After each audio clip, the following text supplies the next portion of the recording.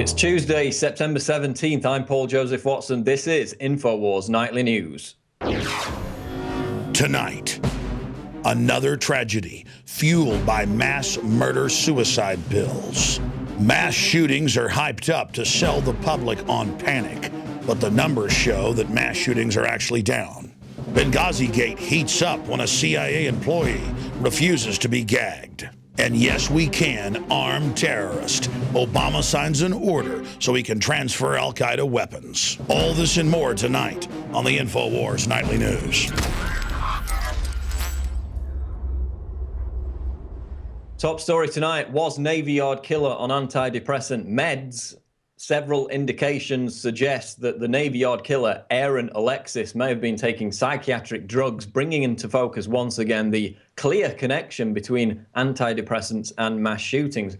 The Associated Press reports that Alexis, quote, had been treated since August by the Veterans Administration for his mental problems, which included paranoia, sleep disorder, and hearing voices in his head.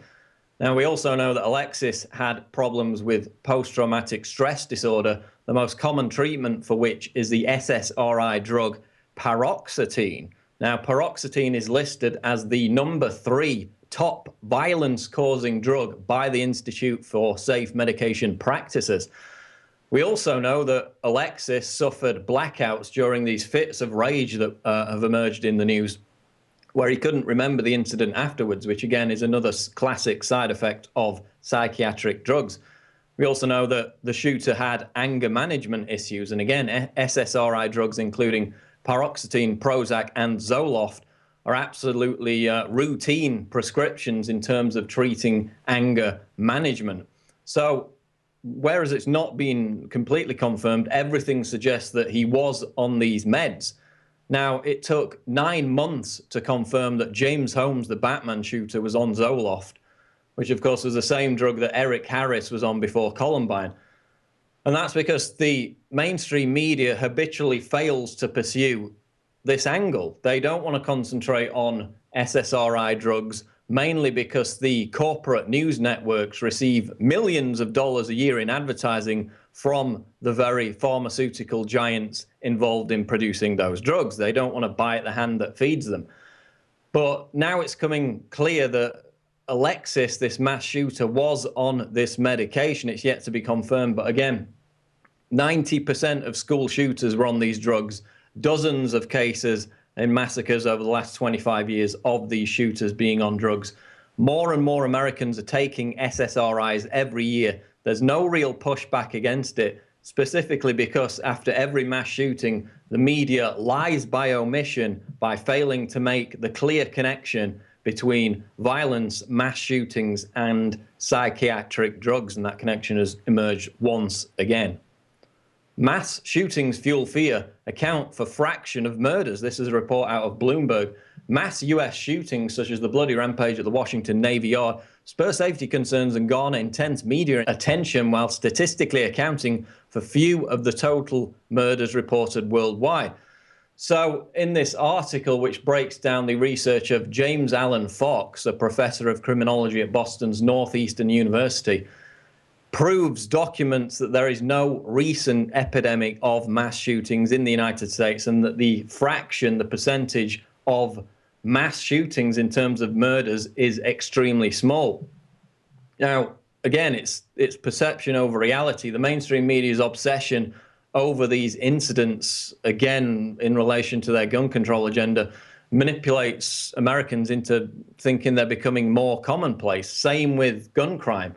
Violent crime is decreasing rapidly in the United States. Gun homicides in the US are down 49% since 1993, according to the Justice Department's own figures. But because the political establishment has organized this agenda to eviscerate the Second Amendment, it relies on the corporate press to provide the emotional theater necessary to elicit support from the American people for gun control, support which would be far lower if Americans were cognizant of the actual facts. Now, while on the subject of the Second Amendment, we're going to go to a report by Gigi Ernetta about Maryland's attempt to secede from the Union to escape high taxes and draconian gun laws. Here it is. add Maryland to the list of states that have counties in them that want to form their own state. It's the race for the 51st state. Maryland is dominated by politicians imposing lofty taxes that profit the bigger cities, leaving Western Maryland to foot the bill with little in return. Much like Colorado and Southeast California, Western Maryland's traditional lifestyles aren't reflected in the political leadership, hence tipping the state laws to benefit the enlarged, lethargic government. I mean, we don't need a big one-size-fits-all policy here. And after decades of what I would call oppressive and abusive treatment from Annapolis, Maryland, the people in the 5 western counties are sick and tired. Earlier this year, Infowars reported on counties in Colorado that were in line for secession. In those counties, there was Weld, Sedgwick, Phillips, Washington, Kit Carson, Yuma, Morgan, and Cheyenne counties. They've all expressed being a part of a new northern Colorado, mainly because of recent changes to the gun laws and the push of renewable energy standards that the rural areas could not fiscally sustain. Note that recently in Colorado, 2 lawmakers were ousted out because of their strict gun laws, so the people in Colorado had their voice heard. In Northern California, they're talking about creating a state called Jefferson. Inclusive of Jefferson would be the rural counties of Northern California and Southern Oregon. Exhausted from an overbearing centralized government, the counties are pushing back so they can be free from the suffocating regulations of the government, especially the direct attack on their water rights. In a couple of these states, the changes on gun laws encroached on the citizens' Second Amendment rights, and in every case, there was opposition to oppressive regulations, skewed priorities, and resource grabs that emanate from detached bureaucrats in the state capitol. And here's a look at how the Congress sees it.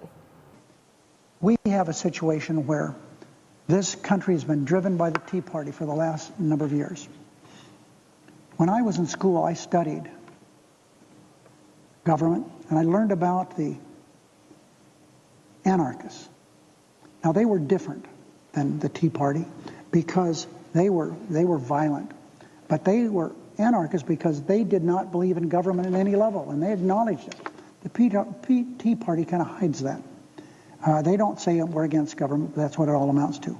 They're not doing physically destructive things to buildings and people, but they are doing everything they can to throw a monkey wrench into any form of government, whether it's local, whether it's state or federal government. That's what it's all about. And so anything they can do to throw a monkey wrench in the wheels of government, they're happy doing that.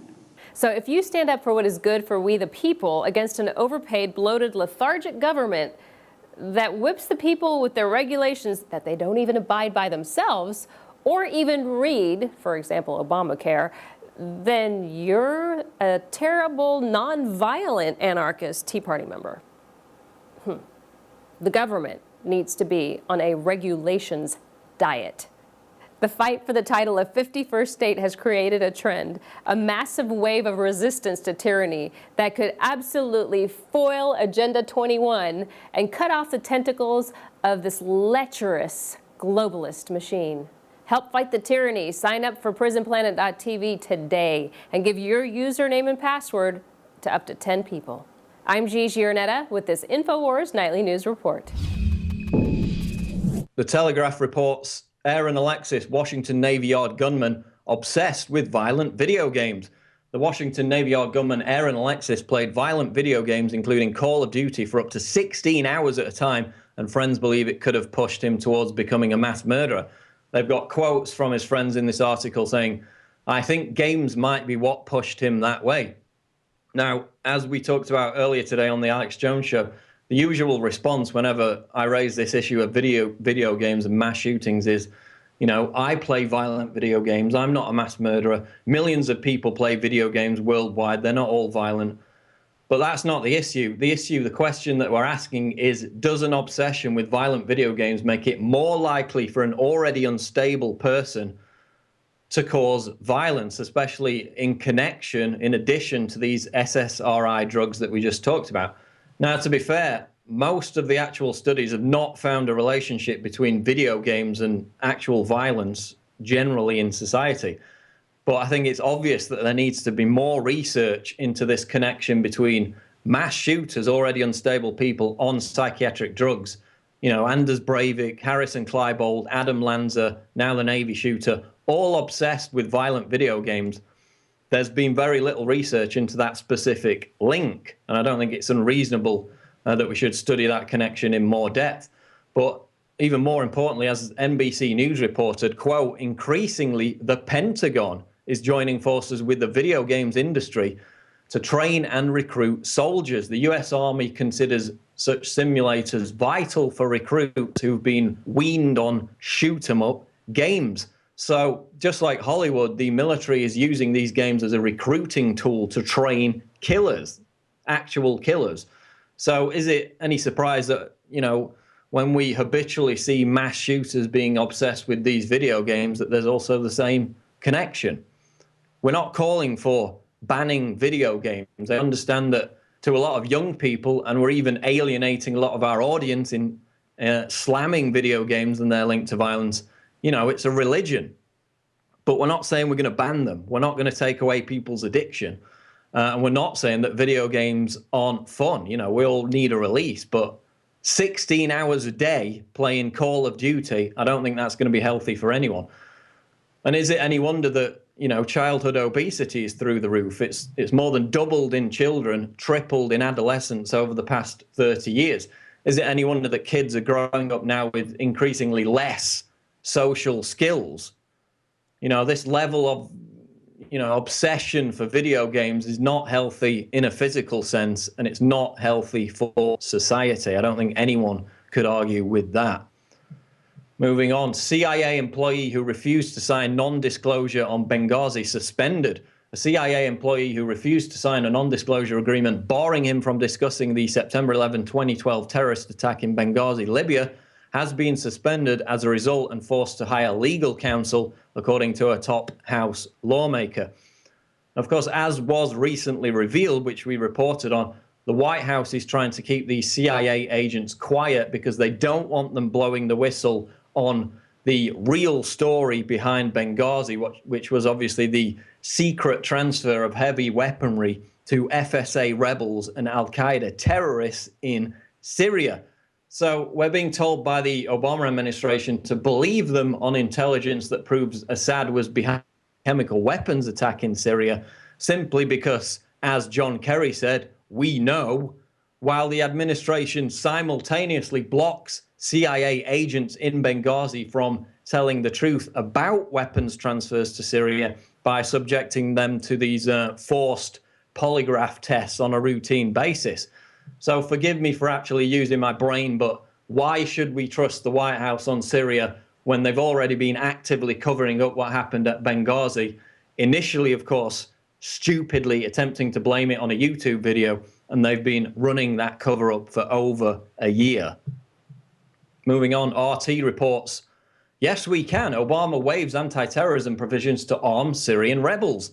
The Obama administration waived provisions of a federal law which bans the supply of weapons and money to terrorists. The move is opening doors to supplying Syrian opposition with protection from chemical weapons. And this, of course, is being done under the Arms Export Control Act. So Obama is exploiting a tenuous loophole within this law which forbids supplying weapons to terrorists in order to supply weapons to terrorists. But don't worry, because those weapons are only going to the moderate rebels, like FSA commander Abu Sakar, who likes to cut out people's hearts and eat them on camera. He's the moderate. The terrorists, the jihadists, are only a tiny minority of the opposition militants in Syria, right?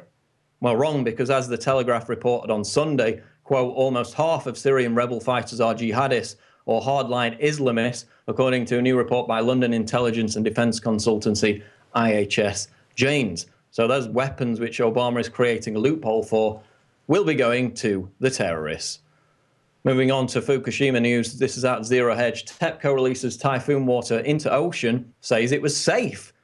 The always truthful and ever trustworthy Tokyo Electric Power Company has released a statement that says Typhoon Manyi caused no major damage at Fukushima. That's great news if true, but the follow-up to that is perhaps a little more concerning. As Kyodo News reports, TEPCO has released the excess rainwater that's collected between the barriers around radioactive storage tanks into the ocean. We're reassured, though, that cumulative rainwater was below allowable limits at 30 becquerels per litre, except the Tokyo Times reports that some was emitting 170,000 per litre. All good then. Because, you know, it's not like TEPCO admitted earlier this month that the radiation leak out of Fukushima was 18 times higher than they've been telling us for 2.5 years. It's not as if their radiation detectors could only measure a maximum of 100 MSV per hour when the leaks were actually 1,800 MSV per hour. You know, I guess we're just going to have to trust them that the water they released into the Pacific Ocean after this typhoon, like the 300 tons of radioactive water which they admitted to releasing recently, is perfectly safe. Final story tonight. Federal government routinely hires internet troll shills to monitor chat rooms, disrupt article comment sections. This is out of Natural News. And again, this is no longer a conspiracy theory. It's totally admitted. The NSA, the Pentagon, the CIA, the Israeli government, along with a host of major corporations, including Monsanto, are hiring individuals whose sole purpose is to troll the comment sections of news websites, including Infowars.com, in an attempt to sway public opinion. As the AP reported last month, Israel is also hiring students straight out of university to go into social media networks and post pro-Israel messages. Of course, we also had the story out of CTV in Canada, where government shills wade into social media and comment sections to, quote, correct misinformation about political issues. So government shills being paid to troll social media and comment sections on news websites with statist propaganda. It's now completely commonplace. I'm going to wonder every time I post online, is someone from the federal government watching what I'm saying? Right. Do I have to change the temper or the tone of my argument simply because I worry that I'm being watched? It is a little bit scary. We've been talking about this risk, this online risk for so long. Now that the government is wading into it, I think it needs to be very conscious of the potential for those fears to come true. I've also seen a recent trend where these fake profiles of attractive women wearing anonymous masks on Facebook, they'll try to friend you, they'll try to get you to send them an email, and it sounds like a form of entrapment. We know that the DHS is monitoring social media closely, targeting people who use certain keywords, and these forums, again, they've been used for entrapment many times in the past. So we've got trolls, government shills wading into social media comments on websites. It's admitted, and it seems to be increasing in frequency. Look out for a special report on the move towards a Chinese-style real name registration internet in America. That's coming up tomorrow. That's it for the news.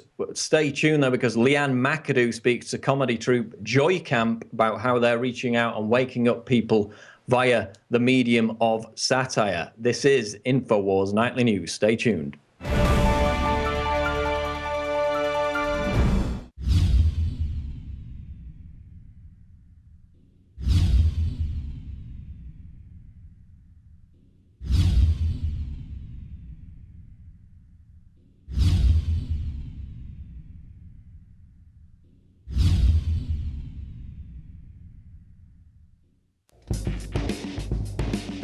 Infowarsstore.com, a conscious and involved distributor of independently made products that support a healthy and aware community. Dive into cleaner waters with your own ProPure system and Pro 1D filter. Save 10% with the promo code WATER. We've handpicked a veritable treasure trove of the best non-GMO seed banks on the market. And our selection of films showcases a wealth of knowledge, outdone only by our books. Check for combo packs to multiply your savings. Wear your colors proudly with one of these conversation starters. Now available in pink. Get prepared and fund the revolution at Infowarsstore.com.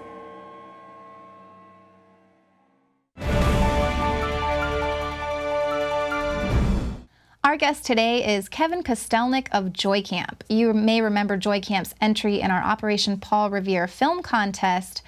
Their YouTube channel pushes out a lot of pro-liberty-minded comedy, and so far it hasn't gotten them suicided or killed. All right, well, welcome to the show, Kevin. Thank you for having me. So Joycamp is really good at taking serious political issues and then twisting them into a warped pill that's a little bit easier to swallow. Yeah, that's sort of the aim that we do over here, is we try to take the truth and make it funny so that people can digest it a little bit easier. What do you say to people who think that comedy isn't the proper medium for politics? Well, we say they're right. You know, there shouldn't be any room for humor in this world. It should be all serious all the time, nonstop. No, seriously though, we would say that, well, Benny and I'm sorry Benny couldn't be here with me today. He sends his hellos to all of you, but we're big fans of Manly P. Hall, and Manly P. Hall has a great understanding of it. He says that there can be no great philosophy of life without a sense of humor, and there can be no sense of humor without a great philosophy of life. So that's sort of our take on it, and we also really like the Oscar Wilde quote, which is, if you're going to tell somebody the truth, you better make them laugh, otherwise they'll kill you. So I would tell those people that in the interest of our lives, comedy is necessary. Well, especially after one of your latest videos, I'm sure you're going to get some death threats after your take on World War III. Let's look at that video now. Assad also issued a stern warning about Western retaliation. Chaos and extremism will spread. The risk of a regional war exists. Welcome back to the World War III pregame show. Another showdown in the Middle East for America. This, of course, piggybacking on classic matchups with Iraq, Afghanistan, and most recently, Libya. The undefeated America is steamrolling its way to world domination, and the question is, will anyone be able to stop them? Will Syria represent the revival the Arabs have been looking for? Reverend G, what are your thoughts? Well, first of all, praise the Lord, okay? Another war is on the horizon. I could not be more excited. Let's take a look at America's track record. We've had to overcome a lot. We've got conspiracy theorists just popping up left and right. And, of course, terrorism. Yeah, We can't forget about terrorism. Threatening our freedom every single day. But the wild card here that nobody saw coming, and not a lot of people are talking about, is Israel. Their involvement in all of this. I mean, come on, guys. We all saw what happened in Palestine. But they're doing in Palestine. Right? No, absolutely. Yeah, absolutely. No, I mean, it's ruthless stuff going on over there, folks. You know, they're acting like beasts. They're beasts. All right? Now, with Israel's support from the sidelines, Syria's in some real hot water here. KK, how do you see this one playing out? Well, B-Man, I am glad you asked. You see, it can go down like this. If the U.S. goes on the offensive and attacks Syria, then Syria's only option will be to launch a Hail Mary downfield to Israel. But we all know that Israel has one of the best defenses in the world. Yeah. And Big Ben Netanyahu says he's prepared for any scenario. Israel will respond, and they will respond with strength. Ooh! Well, Kevin, you were really rooting for America, so you agree that we are exceptional. Absolutely. I think actually secretly all of us in the video were rooting for America. I think that everybody is rooting for America secretly. But no, but seriously, we're not really rooting for World War III. World War III, yeah. Hopefully people understand that that was a joke. Well, you'd be surprised. I know.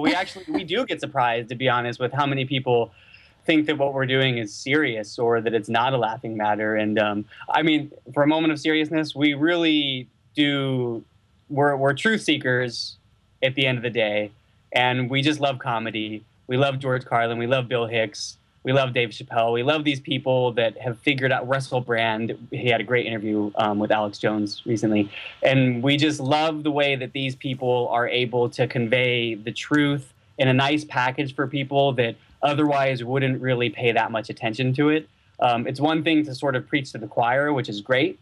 Our videos give a sense of relief. We offer a sense of relief to people who are aware of these subjects, but to other people, like people of my family and people that we're friends with, this is a great way to enlighten them about a subject and make them laugh at the same time. Because we've realized that once you make somebody laugh, their guard is down. And at that point, you can pretty much plant the seed of truth. And then you just kind of let the rest work itself out, and hopefully they'll let that seed grow and nurture inside of them, and that's about as much as we can do. Yeah. Masking truth and laughter is very, very powerful thing. Definitely. It gets really heavy sometimes in the news studio, so sometimes it's nice to be able to lighten the mood. Oh, I agree. Somebody wrote us recently on Facebook. They told us that they go to, Infowars and Red Ice and all these other websites to get their information, to get the real information, and then they come over to Joycamp to get a little sense of imbalance in their life. They digest a lot of really intense information, and they have to find some type of relief, some type of outlet. So at Joycamp, that's really what we're offering. Beyond spreading the information to people who might not otherwise be all about it, we also offer this sort of sense of relief and balance for people that are all about it. So how do you guys narrow down the conspiracies? There's so much material to work with. How do you pick the conspiracy of the day? Honestly, well, we have a whiteboard in our living room which is like our Joycamp studios, where we film almost everything here in Los Angeles. And anytime we come up with an idea, we usually jot it down. We're trying to be better about being more timely, because we understand that people generally share things on their sites when it fits in the news cycle.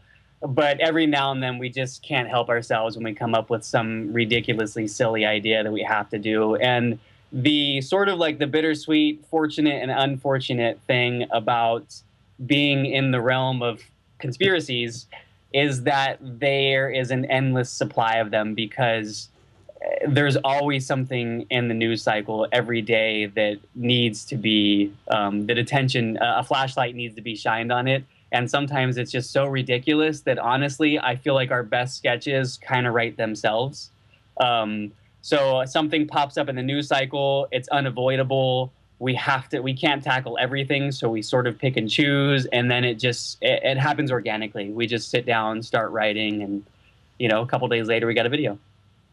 So it's not like Joycamp takes on, where you're plying yourself with wine and... Sometimes it is, and Joycamp takes on that. We were visiting Oakland for a couple of days. This is one of our more recent videos as well, and that one we spent, I think, 3 days trying to figure out what the heck we wanted to make a video about while we were house sitting this really beautiful house in Oakland, and we just could not agree on anything until the end, when Benny was like, well, why don't we just make that video? And if you haven't seen it, you can see it on the channel, and I think we cover like 115 conspiracies in under 5 minutes in that video. Yeah, so. I was really impressed. I was like, oh my gosh, I need to start doing some stories on all. I was getting source material from you guys.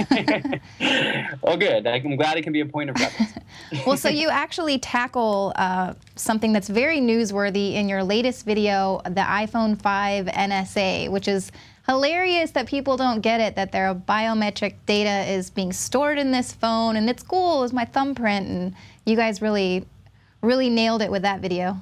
Yes, thank you. That was our most recent. Honestly, I was actually up till 4 in the morning finishing that video and just made it public, I think, less than an hour ago. We got a phone call from Luke Radowski at We Are Change, who I know is a friend of your guys's. He's a friend of ours, too.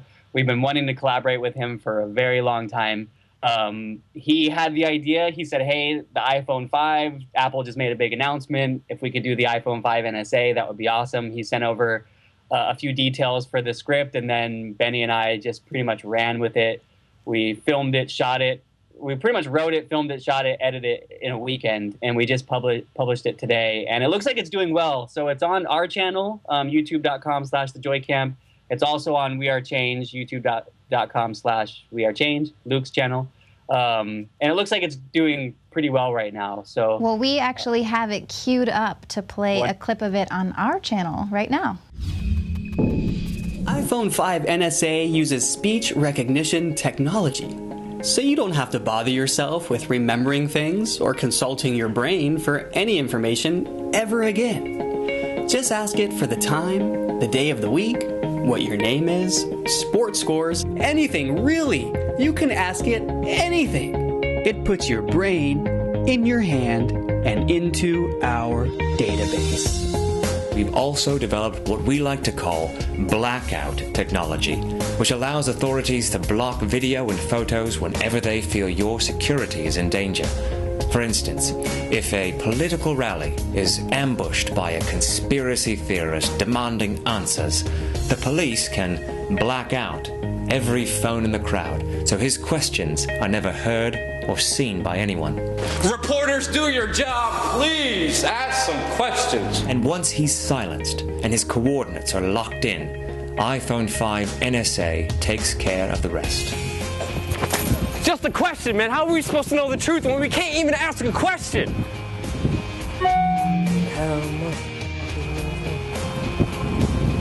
It was just a question. That's all it was.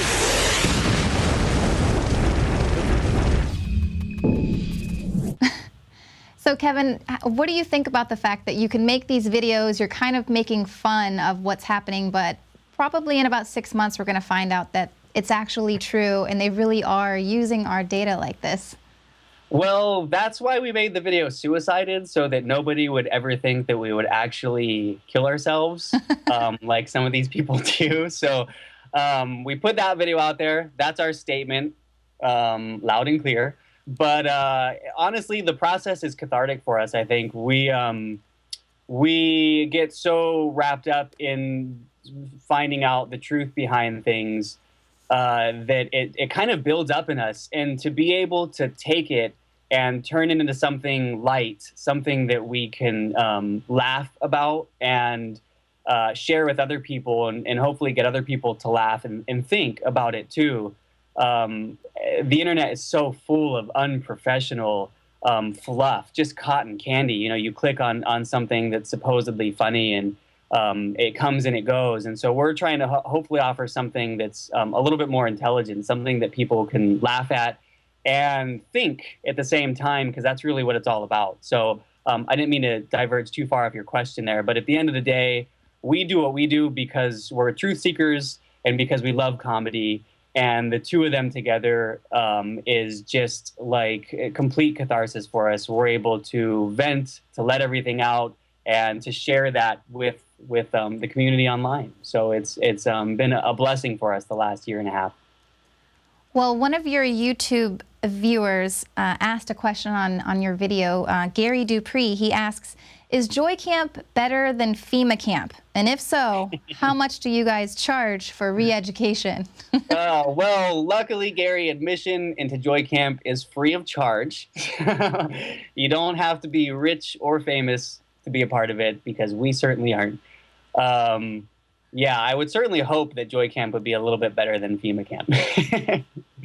Let's hope so anyways. I guess we'll see.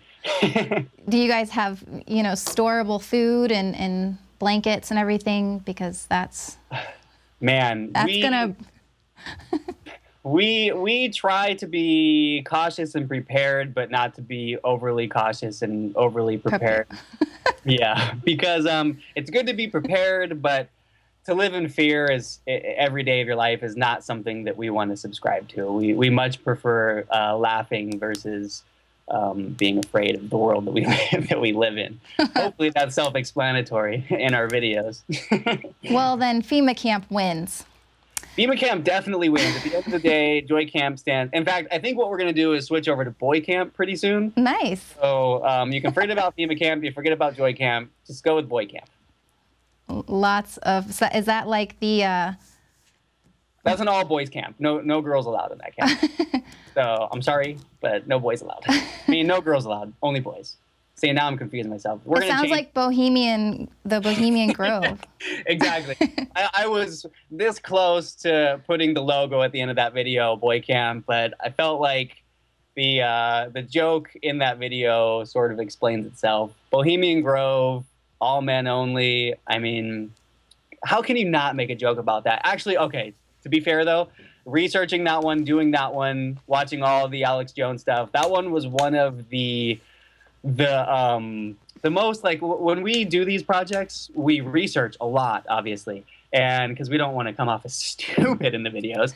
So we research a whole lot in these videos, and it doesn't hit me until a few days later what we've actually researched, because I'm thinking of it in terms of how am I going to film it, how am I going to edit it, how am I going to cut it and get it out there. And so it's not till a couple days later when the video's online and I'm watching it that I'm like, wow, like all that information I downloaded and processed just hit me. So with Bohemian Grove, I had nightmares, I think, for a couple of days, because that is some dark, dark, dark stuff that potentially happens behind those closed doors and has happened behind there. Yeah, the guy was talking about barbecuing babies. Oh man, that video. We saw that clip and we couldn't avoid using that clip. But if that is true, or if there is truth behind some of the claims here, and certainly Alex's video of him being inside there really sheds a lot of light on it. It's a very dark and scary thing to think about, and hopefully the a little bit of lightness that we brought to it will help people be able to research that a little bit easier, because it was hard for me to dive in and research that one. But we did it. We got it out there. It's a good laugh. Hopefully, and hopefully it'll help spread a little bit of awareness of a very dark subject. Well, one of your videos talks about the internet kill switch, which is a big topic kind of going on in the news. The former NSA director Michael Hayden indicated that he'd like to see the U.S. adopt a style of web policing that communist China uses. Yep. And bloggers there are being forced to confess their crimes against the government on live television. Oh, my goodness. So beautiful. You guys would have so much to apologize for. So is there anything you'd like to confess right now? We would be hung from the highest tree, I think, if that was the case. Screw them. I don't know. At this point, we're going to keep on doing what we're doing regardless of what happens. We have seen YouTube channels be taken down. And we have a little clip of that at the end of our Suicided video. So there is some fear in us that, they could just shut it down. And that is in part why we made that internet kill switch video. Is to show the funny side of what life is like without the internet. But obviously, we wouldn't be connecting without the internet. So it is very powerful. And I feel like all of my friends online at this point are pretty much truth seekers. And I wouldn't have that connection without it, because Benny and I here in Los Angeles, we get people that come and visit us and hang out with us now because of Joycamp. It's great. They find us, they like us, they send us a message, we communicate, and then eventually we have them over or we meet up with them. And the number one thing that we get from these visitors, these truth seekers, like all of us in your audience here watching, is that they feel alone. They really feel alone. They have no one to talk to, or their family thinks they're crazy. Their dad yells at them. Whatever it is, it's a common thread that we've been finding with these people. But most people are innately good, and they want to know the truth deep down inside of them. So it's weird, man. All these people, they have all the parts inside of them.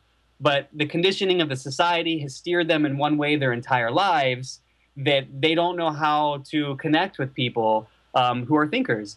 And so once you get those people in a room together, they just vent and they let it all out. We get these truthers into our apartment, and it's like they finally met somebody that they can talk to, and they just let everything out that they've had built up inside of them forever that they haven't been able to talk to other people about. So we're finding that this, going back to the internet, connecting with people, connecting with your neighbors. We live in a 9-unit complex, and we're friends with everyone in this complex. And they all know what we do, and they're not all necessarily truth seekers, but they can laugh at what we do, and they can communicate with us. So communication is absolutely essential. The information is out there. Sources like Infowars and other people are putting it out there, but communicating that information to people, to the mass audience, is really what we think is crucial at this stage. Getting the information out there to people who wouldn't otherwise look for it before. Letting people know that it's cool to be smart, and to question cool what's going on. To question things, yes. That it's hip or it's trendy or whatever it takes to get people to stop that mentality of you're just a conspiracy theorist and start thinking like, oh, wow, this guy actually knows what he's talking about, and I can see that his life is better for what he has been researching and what he knows, and maybe my life can be better. So maybe I can talk to him more. Maybe I can reach out to my neighbor more. Maybe I can talk to people in the streets more about this kind of stuff, and really just find that human connection. That's in my eyes, that's what is, not to give this long, drawn-out answer to your question, but in my eyes, the biggest thing is that people need to just connect with other people, to just let down their barriers and realize that we're all in this thing together. There is a small, powerful elite of pathetic, white, old, cringy, creepy men that outside of their suits, outside of the uniforms, outside of the security are just nothing. They are absolutely pathetic nothings. So once we can all connect and realize that they're manipulating us and that we're all in the same boat, there's no Democrat, there's no Republican, there's no left, there's no right. We're all in this thing together. Communicate and do good in all that you do. It's really as simple as that. Communicate with people and do right, and your life will take you exactly where it needs to take you. Well, and your internet kill switch video showed that it's really not going to be that bad if Obama does flip that switch, because we'll get out there and enjoy our life again rather than being sucked into electronics. So exactly. What do you have coming up? What's next for Joycamp? We have, we have one other video that's already filmed and already mostly edited, and I'm sure that the audience here is probably all big fans of the cult classic John Carpenter's They Live. We are too, and there's a very infamous fight scene in They Live between the two main characters of the film.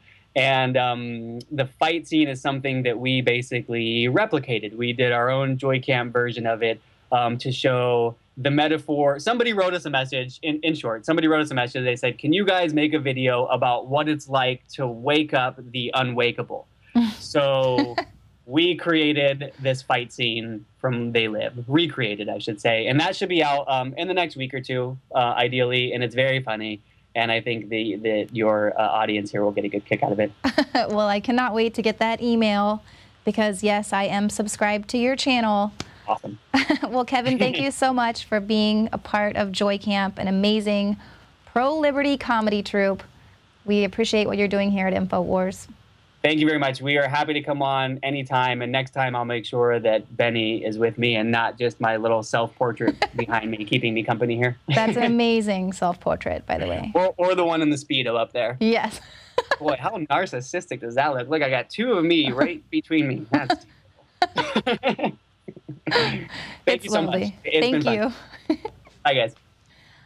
That was Kevin Kastelnik of Joycamp, and you can actually donate to their cause on their YouTube channel. I think Kevin said they are working with tens of dollars to make all those videos. His mom actually bought their green screen fabric for them at Joann Fabrics. Thanks, Mom. So while you are supporting liberty-minded media, become a member of Prison Planet TV. Your subscription will get you access to The Alex Jones Show, the special reports, the movies, all of our rants and ebooks. And of course, your subscription will allow you to share your membership with up to 10 other people signed on at the same time. That's it for tonight's news. Join us again here tomorrow night at 7. I'm Leanne McAdoo.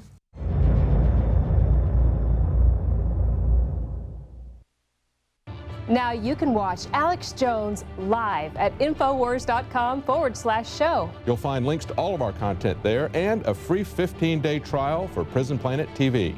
You can also browse the network, the Infowars Nightly News, and over 60 movies and documentaries all together in one place. You can watch the Alex Jones radio show live as it happened. So check it out, Infowars.com/show.